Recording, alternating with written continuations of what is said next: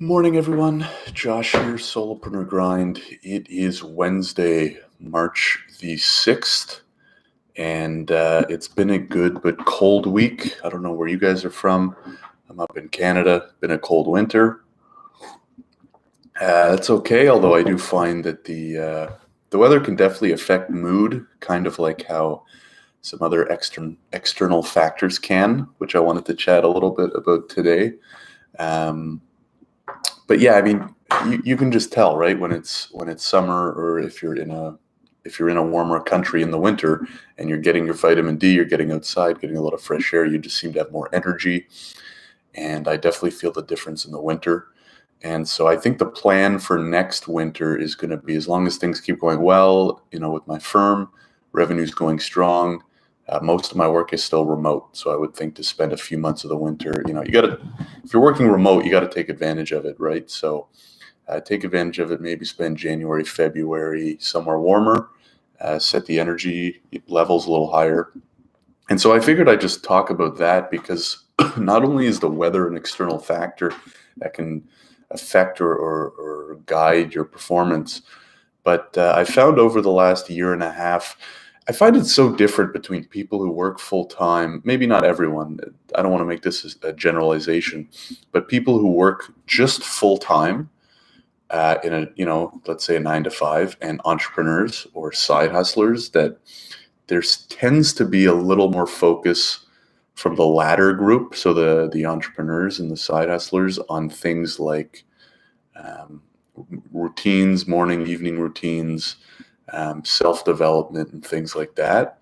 And over the last year or so, I've developed some pretty good habits. So I just finished my morning routine, and it consists of about 10 minutes of stretching, about 10 minutes of meditation, and then 3 to 4 times a week, I'll also do a quick workout from home in the morning: push-ups, sit-ups, pull-ups, jumping jacks, like things you can do at home with either light weights or a pull-up bar, stuff like that. Just quick 20 minutes. And it just sets you up so much better for success, kind of, especially the meditation, the stretching, you have the music on, stuff like that. Clears your mind instead of the alarm going off. This applies for everyone, right? Doesn't matter where you work, who you work for, how you're working. When you wake up, if the first thing you do is reach over and check your phone, and then you're scrolling, and then you got the blue light in your face, and then internet things going, all notifications going off in your head, I just don't think it's a good way to start the day.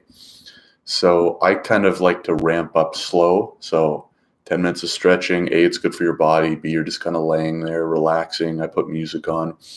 10 minutes of meditation, just to calm the mind down, focus on breathing. I find meditation to be really, really helpful. That's been one of the biggest difference makers in the last 6 months for me.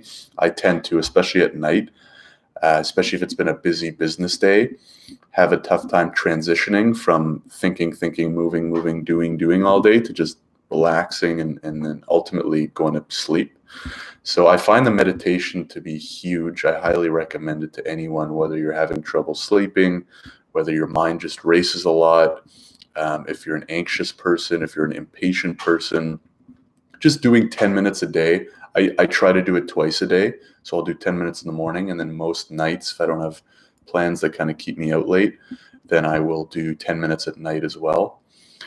And I use an app called Insight Timer. I've tried a bunch of them. There's a bunch of good ones: Calm, Headspace. I've settled on Insight Timer. It's free. Well, there's a free version with a ton of stuff available for free. So the free version's really good.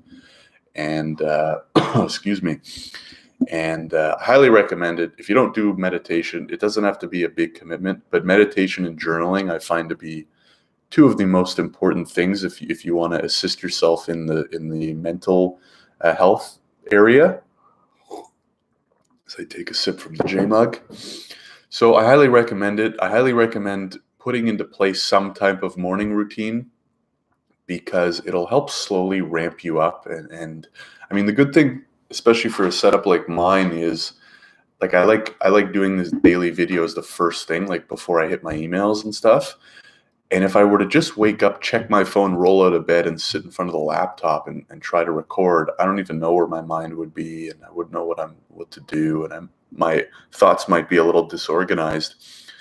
But with my morning routine, I have a slow start. I stretch, I meditate, I do a bit of a workout, I get the blood flowing, I start thinking about stuff, kind of slowly ramping up.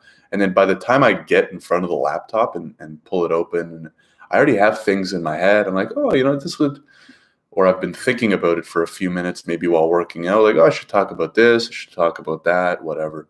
So I just find it much easier. Not only is it a better start, but it eases you into the rest of the day much better. And let's say then after my routine, I hit my email list, I hit my inbox, and I'm just in a better place mentally, right? I haven't just rolled out of bed. I'm grumpy, I'm groggy, or I'm checking my email in my bed. It's like, oh, I've been up for an hour already. I've done a whole bunch of stuff. I've been productive. I'm in a good mood. And now let's tackle the day. So anyways, hitting the 6-minute mark here. That's it for the SG Daily, episode 11, I believe. 11 or 12? I think 12. And hope you're having a good week, and I'll talk to you soon. Take care.